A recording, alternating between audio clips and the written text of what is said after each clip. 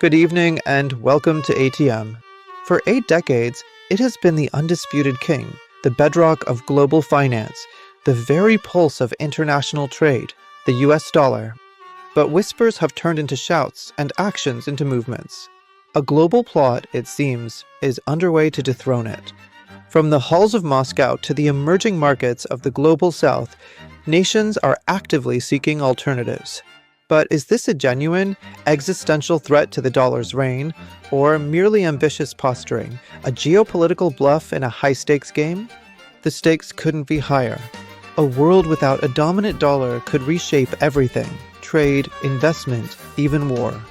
Major players like Russia, China, and the expanded BRICS bloc are leading the charge, driven by sanctions, a desire for greater autonomy, and the audacious ambition to rewrite the global financial rules. Tonight, we plunge into the heart of this financial battleground. Is the dollar's supremacy truly crumbling, or will its foundational strength prove immune to this coordinated assault? To understand the rebellion, we must first understand the perceived tyranny. The dollar's power isn't just about its stability, it's about its weaponization. The US, through sanctions, can effectively cut nations off from the global financial system. Just ask Russia. Following the invasion of Ukraine, as widely reported by Bloomberg and the Wall Street Journal, Moscow saw its foreign reserves frozen, its banks delinked from SWIFT, and its economy face unprecedented pressure. This wasn't just punishment for Russia, it was a stark warning to any nation that might challenge Washington.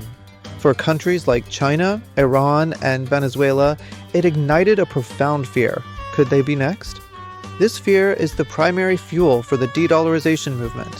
It's not just about economics, it's about strategic vulnerability. No nation wants its sovereignty held hostage by another's currency. So, what are the rebels, the so-called Global South, actually doing? This isn't just talk. The expanded BRICS bloc, now including Saudi Arabia and the UAE, as per reports from Reuters, is actively building parallel financial architectures. We're seeing a surge in bilateral trade agreements denominated in local currencies. China's yuan is gaining ground, particularly in energy deals, with Beijing reportedly encouraging Saudi Arabia to accept it for oil exports. And then there's gold. Central banks across the globe, especially in China, are quietly accumulating unprecedented amounts of gold. This isn't merely an investment. It's a historical hedge against currency volatility and a potential anchor for future alternative currencies.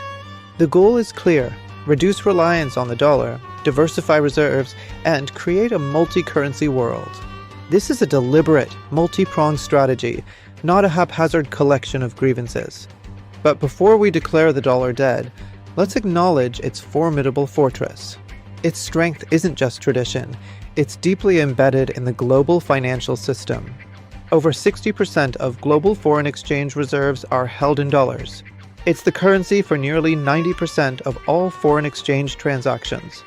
Commodities, from oil to gold, are almost universally priced in dollars. As emphasized by analyses from the IMF and Federal Reserve, there is simply no ready alternative with the liquidity, stability, and rule of law framework of the US financial system. Every nation, including China, holds vast dollar reserves. Dumping them would cause a catastrophic loss to their own wealth. The network effects are too profound. While the desire to de-dollarize is real, the practicalities of replacing a currency so deeply entrenched are a monumental, perhaps impossible, task in the short to medium term. The dollar's dominance is less about American decree and more about global convenience. So, is the plot to dethrone the dollar a genuine threat or mere posturing? The truth, as always, is nuanced. It is certainly more than mere posturing. The desire for alternatives is real, driven by valid grievances and strategic ambition. But a complete dethroning of the dollar in the foreseeable future remains highly improbable. Instead, we are witnessing a significant erosion of its unchallenged hegemony.